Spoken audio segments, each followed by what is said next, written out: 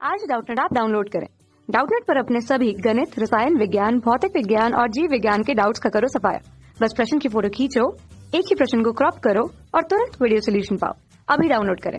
नमस्कार दोस्तों, हमसे पूछा गया नाभिक से अल्फा कणों की वह न्यूनतम दूरी जहां तक अल्फा कण अविक्षेपित पहुंचते हैं दूरी कहते हैं।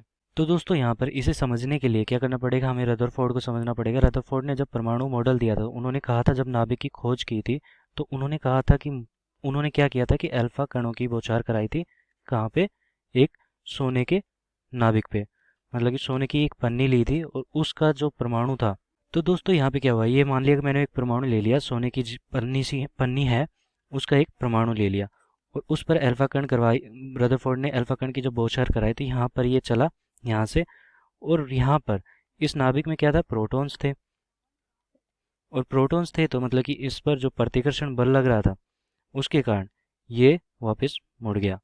तो यहाँ पर अल्फा कण आया किस वेग से? v वेग से, मतलब कि v वेग से आया। तो v वेग से आया, इसकी कुछ गतिज ऊर्जा होगी, गतिज ऊर्जा। अब गतिज ऊर्जा है तो गतिज ऊर्जा किसके बराबर होगी? 1/2 mv² के।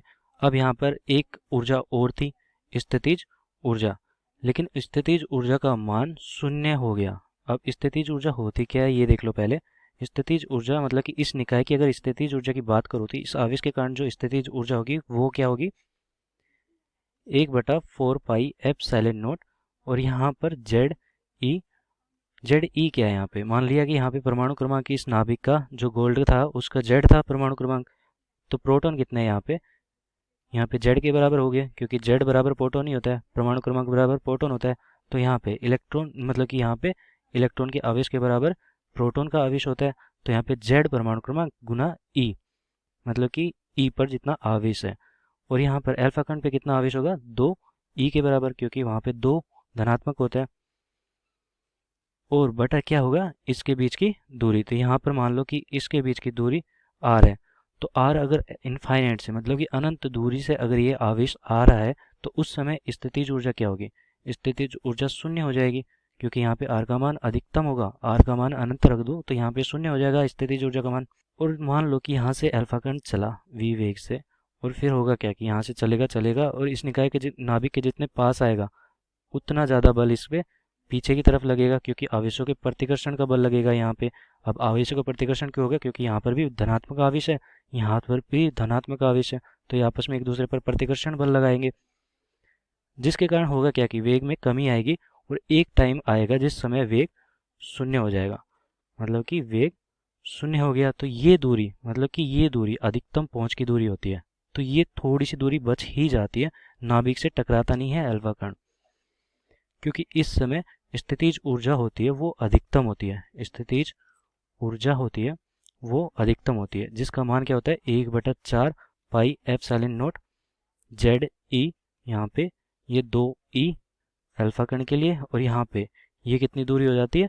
r note. ये r नोट क्या होती है? अधिकतम पहुंच की दूरी। तो यहाँ पे लिख देता हूँ, r नोट बराबर अधिकतम पहुंच की दूरी। और दोस्तों यहाँ पर होगा क्या? गतिज ऊर्जा होगी वो हमारी 0 हो जाएगी। गतिज ऊर्जा क्या हो जाएगी? 0, क्योंकि यहाँ पे वेग 0 है। ठीक है दोस्तों, अब गतिज ऊर्जा 0 होगी और स्थितिज ऊर्जा अधिकतम होगी यहाँ पे। और यहाँ पे एक छोटी सी दूरी, मतलब इन दोनों के बीच में बच गई लास्ट में, जहाँ पे v बराबर 0 हो गया। तो ये होती है अधिकतम पहुंच की दूरी। और हमसे पूछा गया था नाभिक से अल्फा कणों की वह न्यूनतम दूरी जहां तक अल्फा कण अविक्षेपित पहुंचते हैं, मतलब कि अविक्षेपित यहाँ तक पहुंचते हैं, फिर उसके बाद विक्षेपित हो जाते हैं, मतलब कि उल्टा चले जाते हैं, तो उसे कहते हैं अधिकतम पहुंच की दूरी। यहाँ पर उत्तर लिख देता हूँ मैं, अधिकतम पहुंच की दूरी। यही हमारा उत्तर होगा दोस्तों। धन्यवाद। कक्षा 6 से 12वीं से लेकर नीट, IIT, JEE वो एडवांस के लेवल तक 1 करोड़ से ज्यादा छात्रों का भरोसा। आज ही डाउनलोड करें डाउटनेट ऐप या व्हाट्सएप करें अपने सारे डाउट्स 8400 400 400 पर।